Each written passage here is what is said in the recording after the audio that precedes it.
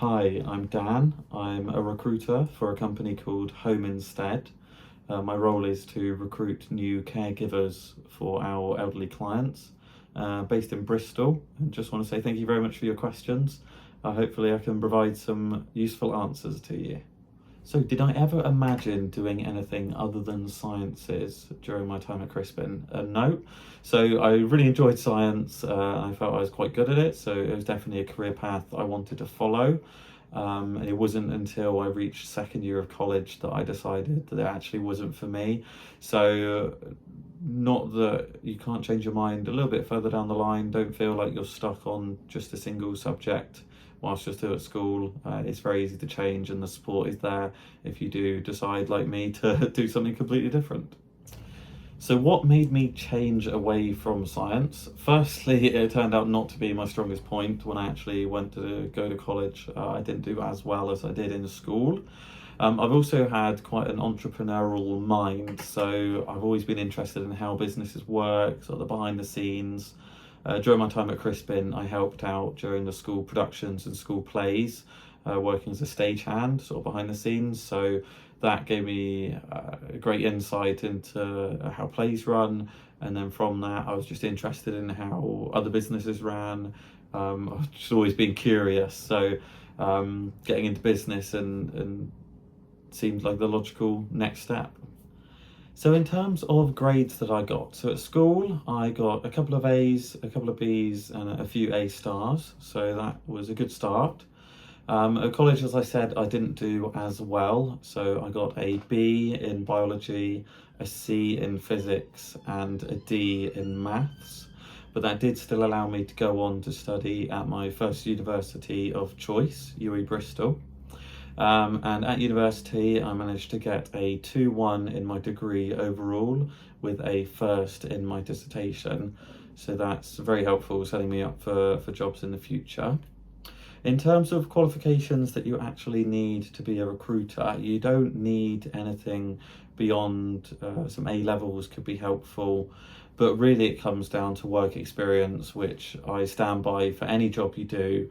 If you can have a couple of weeks of experience, even doing work experience or actually in a job, that's what recruiters are looking for. So I really do urge more people to, if they can, get a weekend job or just get some experience where possible, just to send out some emails to your local garages or your local supermarkets, that sort of thing, local corner shops, and just see if you can do a day a week or a couple of days, just so you can get that experience and learn on the job. That's really key. So although I chose to study business, it's not actually necessary to become a recruiter. When I worked on my placement year at People Scout, I worked with people who had studied geography, people that had studied law, people that hadn't got a degree or gone to university or anything. So it very much is a broad spectrum. It really comes down to the skills that you have. So just being able to talk to people, being able to communicate, and being able to sort of commit yourself to the role and work hard is key. So no specific degree needed to become a recruiter. And then, as I said, you learn on the job and you can progress within the role itself. Many good companies will provide the development for you, and ongoing learning is really important throughout your career. So do look for companies that promote that. This is a tricky question, very good question. Is it difficult to turn people down for jobs? The short answer is yes, it always is. From the very beginning, you get sort of a guilty feeling that you're having to let someone down, but it's all about sort of being able to do that nicely in the best way possible. So it's being empathetic towards them, wishing them well going forward. Often the case is the case that they aren't good enough for the role. So if you had hired them, you've got to remember that they just wouldn't have done a very good job. They might have struggled. And then, of course, further down the line, they might have decided to leave themselves, and you've got to go through the whole process of trying to find someone else, finding someone new, and that's very costly. You also have to consider if they are perhaps very good. A lot of companies will then create a role specifically around them, to accommodate them. So it's possible that we are able to still hire them, just not for the position that they'd originally applied for.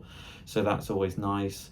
But otherwise, it's just the case of keeping them on the books, perhaps getting back in touch with them in a couple of months' time, because people do develop and they learn and they grow, and you never know, in a year's time you might have a position that might be perfect for them. So it is about making sure you keep that sort of contact and keep them engaged almost, just for the future position that might be more suitable. But yes, it is a tough part of the job. So how would my younger self react if I told them about where I was now? He would be very sort of surprised, particularly at how many people I talk to, how many strangers I talk to on a daily basis, particularly on how my confidence has grown. So whilst at Crispin, I was quite sort of a quiet kid, not hugely outgoing, not very confident in myself. So throughout my time at school and then into college and then into university, I've just really come out of my shell and grown as a person.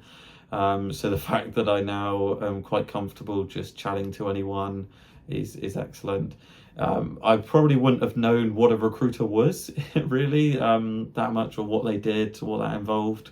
So again, I'd just be a little bit confused, but I'd be hugely proud of how far I've come and the growth that I've made. This is a very funny question. What's the weirdest thing I've seen on a CV? So fortunately, most people are quite good at putting the correct content on their CV, you know, keeping it appropriate, having everything that's needed. Some CVs are a bit emptier than others and are quite blank, but that's not quite weird. What people tend to do is they upload the wrong document when they're attaching it and sending it in with their application. So rather than receiving CVs, you often receive photos for some reason. So for example, I've had a picture of someone's car sent in. I've had a couple of selfies, which is kind of funny, just to be, here's my face, hire me. It doesn't really work like that. Make sure you do send your CV in. So just when you are applying for jobs, or sending emails just in general, it's just important that you double check the attachment that you're sending, because you can send just random things and that's not needed. So the top 3 skills that I use in my day-to-day job: firstly, communication. I'm talking to so many people on a regular basis, whether it be talking to them for the first time and picking up that phone and having that initial communication with them. It's really important to immediately give off the right values to them and represent the company in a professional manner. Secondly would be my time management. So I manage my whole day personally. I've got my diary. I'm talking to multiple candidates at different stages in the process. So I need to make sure that I keep organised and make sure I know where I'm at. I don't let anyone sort of slip under my radar or forget anything. And then lastly, touching upon sort of a similar area, is my attention to detail. So of course, sort of in recruitment, I'm having to make decisions on hiring people. I can't go wrong there or make the wrong decision. Making sure my notes are detailed. I give all the legal requirements, particularly around the care sector, making sure references are done. So it's just following lots of lists. I've got lots of checklists that I must follow, tick them off. But it is also about note keeping and making sure that I have a record of everything I do, so that I can refer back to it at a later date if I was asked. For instance, if I was questioned on why we hired somebody, I need to give valid reasons why it was the case. Or if someone comes to me and asks why I didn't hire somebody, I need to be able to back that up as well with evidence, in terms of not being taken to tribunal for false denial of recruitment, which can happen. So I really enjoyed my time at Crispin, which is why I'm quite happily talking to you still today, because I'm a great advocate for the school, and would love to come back at some point just to visit and provide more support where I can. What did I learn during my time there? It really was just building my work ethic. So working towards deadlines, being able to, making sure you hit those deadlines is really important. Making sure you work to the highest standard of quality that you are capable of. not setting unrealistic expectations of yourself as well. Of course, there are going to be people that are better than you at certain things, but really trying to focus on your strengths and improve on areas where you're not so strong. So do recognize your weakness, but don't get sort of held down by it. And then again, these are skills that you'll continue just to learn, personal skills. As I said, my confidence has really grown, and these will, as I say, continue to grow throughout your further education and into your career as well. So don't panic. Whilst you're in school, you're not your finished person. You really, really do grow beyond that.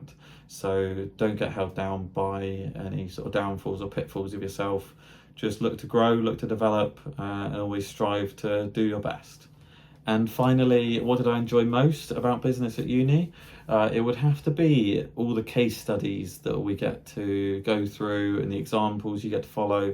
Thankfully, there's been thousands and thousands of businesses, both failures and successes. So being able to analyse, go into depth into why that's the case, and having sort of physical evidence to look back on has been really helpful.